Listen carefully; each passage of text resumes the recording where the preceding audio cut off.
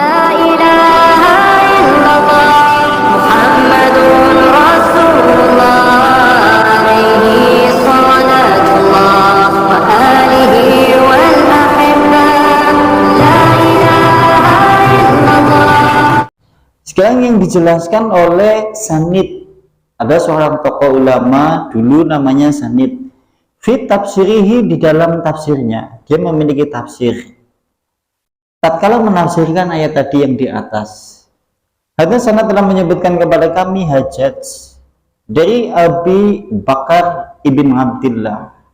Abu Bakar bin Abdillah. Allah berkata Abu Bakar bin Abdullah, Yunazi ahlun nar, penduduk neraka memanggil, ya ahlal jannah, wahai penduduk surga. Penduduk neraka memanggil penduduk surga, ya ahlal jannah, wahai penduduk surga. Fala yajibunahum masyaallah, sesuai dengan apa yang dikehendaki oleh Allah. Ternyata penduduk surga orang gelem menjawab. Diundang nang penduduk neraka, hei penduduk surga, orang jawab. Sampai ngundang, wong mau ngundang temen-temen, orang dijawab, rasanya kepriwe? Iya, sampai teman-teman mulai ngundang, kayak pokoknya ketemu nang pasar Gombong, jadi Kang, sampai nanti jebulannya karena aku tuh suruh jamu jadi ngatok terus melengos, kayak ngapa rasanya sampean? Gue nang dunia, apa mending tatkala Anda membutuhkan pada saat itu, yaitu sahabat, kawan, saudara, tatkala kita berada di dalam kesusahan, di dalam neraka. Lantas summa yuqallu, tetapi kemudian oleh malaikat dikatakan kepada penduduk surga, ajibuhum, jawab itu mereka. Nang malaikat malah sing ngongkon, jawab mereka itu penduduk neraka yang memanggilmu itu. Lantas kemudian waqat qatang rahim rahmata, lantas kemudian dijawab oleh penduduk surga, sungguh qating rahimah, telah terputus rahim. Berarti ini menunjukkan kakak, adik, kemudian keponakan, bibi, pakde, bulik, atau yang sifatnya nasab karena satu rahim. Jenengane saudara satu rahim kan urutannya ke atas 4, ke samping 4, ke bawah, ke samping kanan 4, ke samping kiri 4. Ini jenengane saudara yang disebutkan di dalam kaum kerabat. Neng kitab kan coba neng ayat Al-Quran, wal akrobina, dan berbuat baiklah kepada kaum kerabat. Kaum kerabat yang ini maksudnya adalah mendulur papak. Mendulur papak ini maksudnya bapake, terus bapake maning, gue bapake itu ya. Terus neng mengsamping juga sama, 4 juga. Nah nek mengisor terus, ke jenengane kaum kerabat. Lantas dijawab seperti itu, qating rahimah, terputus rahmat. Di sini juga menunjukkan terputus pula hubungan antara suami dan istri. Nah ini juga terputus juga antara hubungan suami dan istri. Sekalipun ben boncengan bareng mau pasar pagi, pasar Gombong, ben esuk cekelan jedetet kamande. Masya Allah, kayak Romeo and Juliet. Oh, tapi nih kalau suatu saat kemudian keduanya itu ternyata mengambil jalan yang berbeda, sehingga yang satu mengantarkan ke neraka, satu mengantarkan ke dalam surga, terputus. Naudzubillahimin sampai kepengen kumpul meningkat tembok. Lantas terputus pula rahmata, terputus pula yaitu rahmat. Dan kita tahu kan masuk surga itu karena rahmat Allah. Sampean berbuat amal soleh apa saja oleh Allah sebetulnya tidak dilihat, tapi yang Allah lihat adalah sisi hati. Hati itu yang dimaksud adalah apakah dia pantas mendapatkan rahmat dari Allah atau tidak. Dulu pernah disinggung, sampean menudih rahmat dari Allah, karena kalau kita tahu di dalam bahasa hadis, kalau kita kemudian mendapatkan rahmat, urusannya beres kabeh. Dosanya akeh, kesalahannya banyak, hilafnya juga melimpah. Asal mendapat rahmat Allah, Allah kemudian berkata kepada hamba itu, Anna aghfirul laka dzunuba jami'a, aku telah mengampuni dosa semuanya. Bahkan aku tutup semua dosa-dosamu dulu di dalam kehidupan dunia sekaligus di dalam kehidupan akhirat. Kayak apa senengnya sampean ngesu karena hadis Nabi sampean kon ngadeg di hadapan Allah untuk dihisab, tapi kemudian Allah ngomongnya seperti itu, bisa khawatir aku Allah mengampuni dosa-dosa sampean kabehan.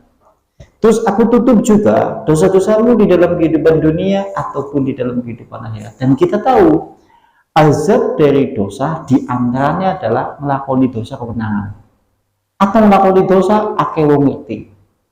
Kita bisa dikatakan sebagai orang yang baik, orang yang soleh, diantaranya karena permasalahan Allah tutup, tidak dibuka dosa-dosa yang selama ini kita lakukan. Bayangkan kalau hari ini di Musola Al-Bayyinah satu dengan yang lain dibuka dosa-dosanya oleh Allah, kayaknya pada batu dewek-dewek jebulane sampean yang itu ya yuk cuman rasanya aku jebulane sampean ya kayak gitu kan.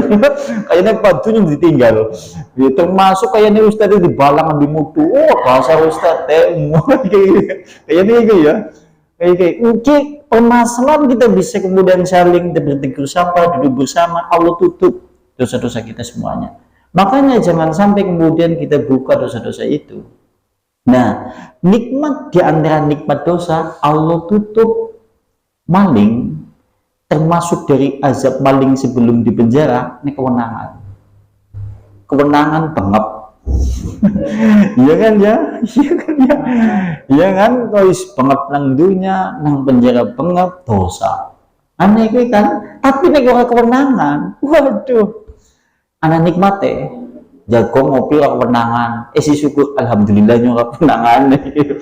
Ini dia, karena memang kita tahu yang namanya nikmat dosa diantaranya orang dibuka oleh Allah, tidak dibuka sekalipun pada dasarnya dosa itu tidak memiliki sisi nikmat dalam pandangan yang dilihat dari sesuatu jika kemudian dia tidak memohon ampun kepada Allah, tapi yaitu memang ya nikmat ning ora kewenangan dosa itu seperti itu.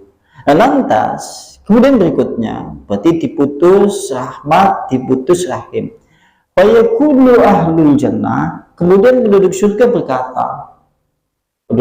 berkata, ya ahlan nar alaikum laknatullah, wahai penduduk neraka, untuk kalian semuanya itu laknat Allah. Malah disupatane jere, jaluk tulung malah disupatane, sampean utusan jaluk tulung mengancane malah disupatane kepriwe. Orang sampean itu bayar laknat sampean bisa lebih untuk jejal. Dia malah kemudian dikatakan kepada penduduk neraka, laknat untuk kalian karena sungguhnya Allah Subhanahu wa taala telah melaknati kalian. Ya ahlan nar, wahai penduduk neraka, alaikum ghadabullah, dan untuk kalian semuanya itu kemurkaan Allah.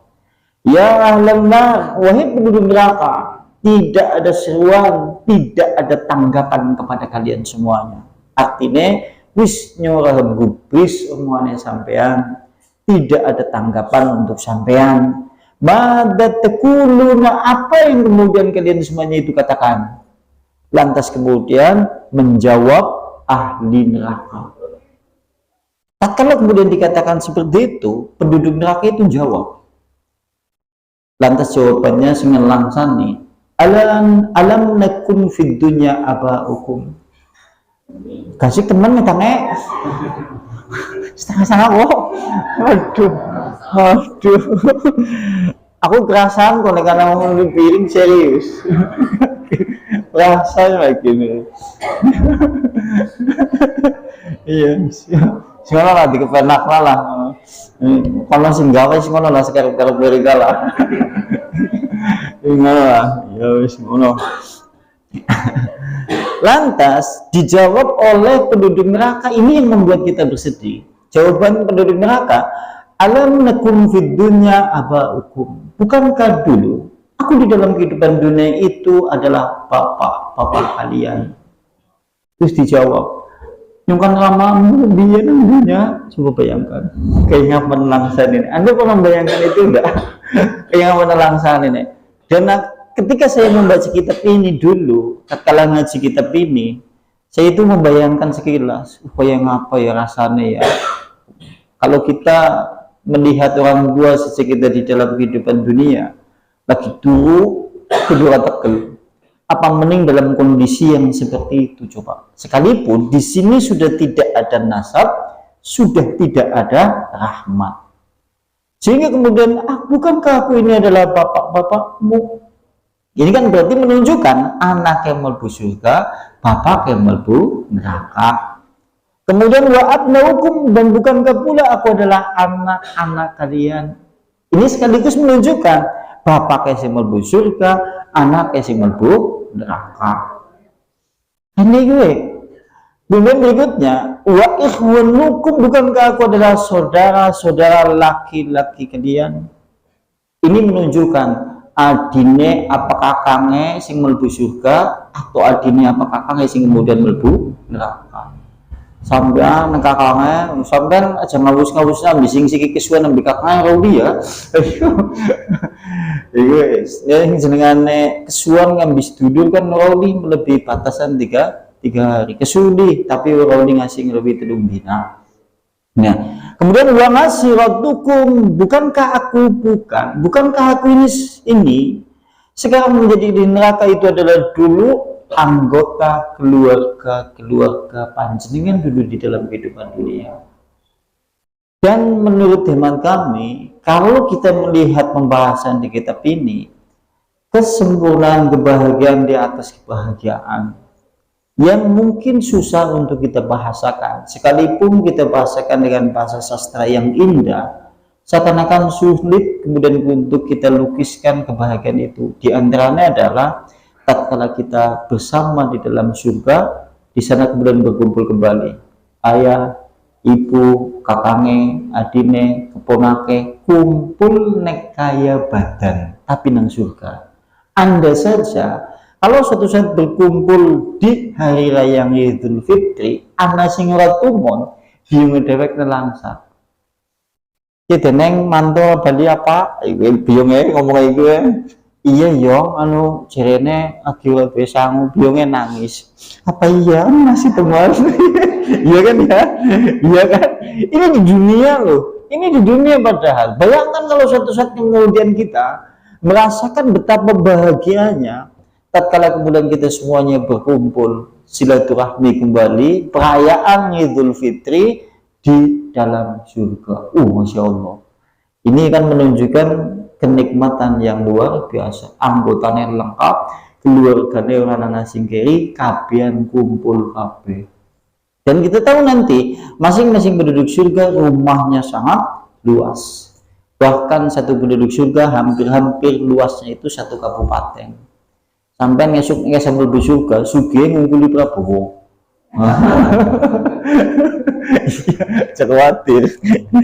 Pokoknya ngungkuli Luhut Panjaitan kayak oke. Cek khawatir, si penting ada surga. Iya, seperti itu.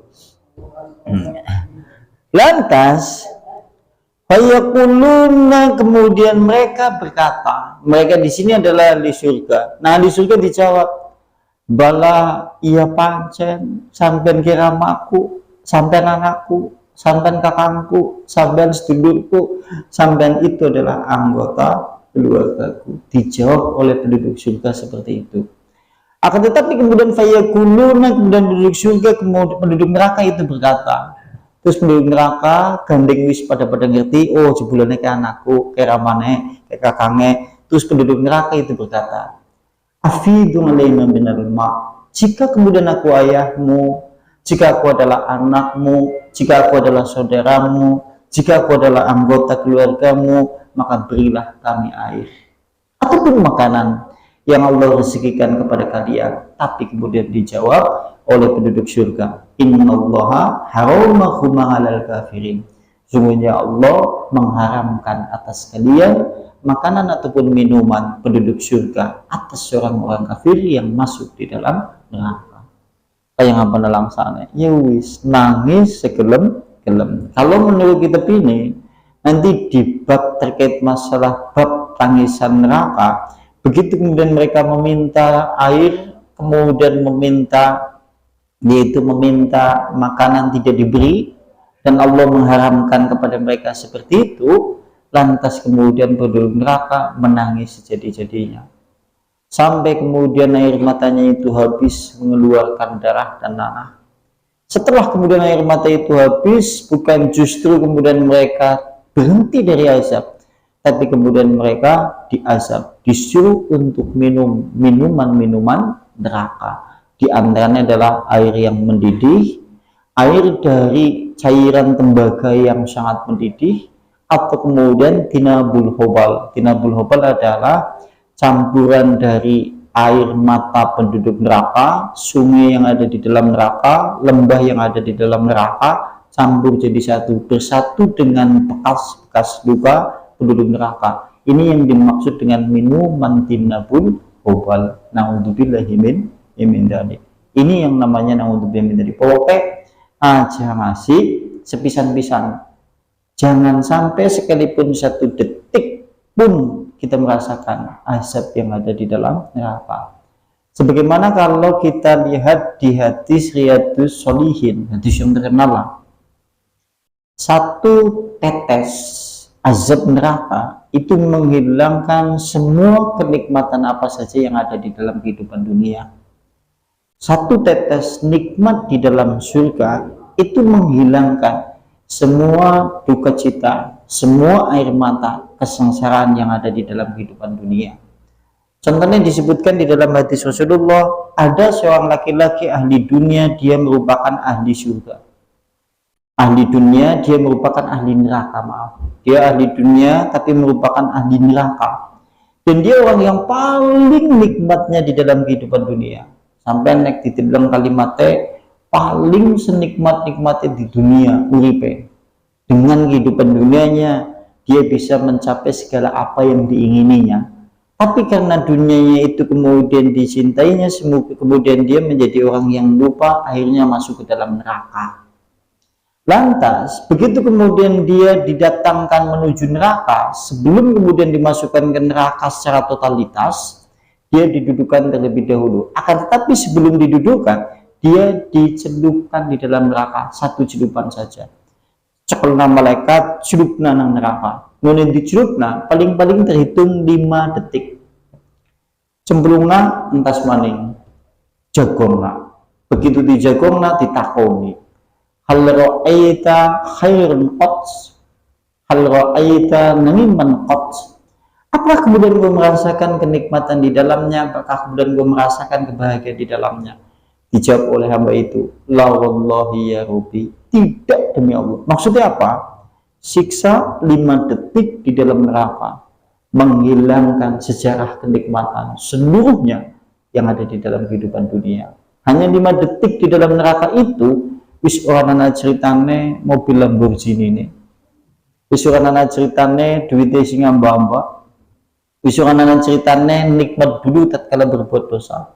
Sudah tidak ada bekas cerita sedikit pun, sekalipun selebar lubang jarum, nikmat-nikmat di dalam kehidupan dunia. Ki hanya dibalas di dalam neraka. Mulanya nek sampeyan satu-satu engko salat, Allahumma inni a'udzubika min madhabi jahannam. Kudune sampeyan langsa. Ya Allah, aku berlindung kepadamu dari jahanam, azab jahanam. Kudune langsa ya. Nah sampeyan selama ini nek gitu aku bayangannya apa?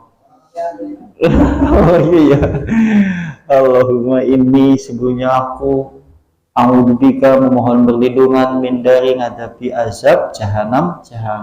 Jenengan bayangna, contohnya bayangna terkait masalah hal ini. Ini yang dijelaskan oleh Sanid. Ya. Kemudian berikutnya adalah